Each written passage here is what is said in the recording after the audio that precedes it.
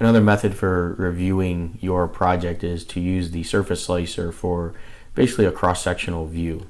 So if you have a surface in your project, which I do from importing a LandXML file, I can use a surface slicer. So up on the quick access toolbar, right next to your view filter dropdown, there is a surface slicer view. This can also be found on the surfaces tab under the create objects, which is surface slicer view. So if I pick surface slicer view here, you left click to get your starting point.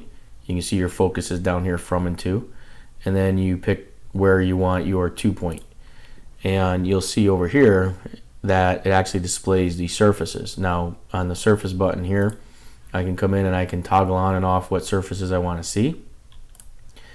And another option would be to do the surface slicer if I want to see it across a couple different things. I'm going to go surface slicer again, and I'm going to pick the first point. I'm going to hold the control key down, and as I hold the control key down and I pick more points, you'll see that I can continue that surface slicer all the way through a couple different surfaces if I wanted to.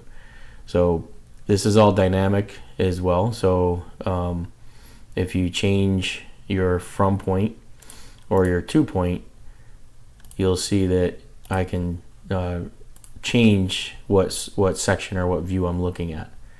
All right, so again, you can zoom in on the surface slicer view. This acts like a normal view that you can also stack, so you can see the surface slicer down here.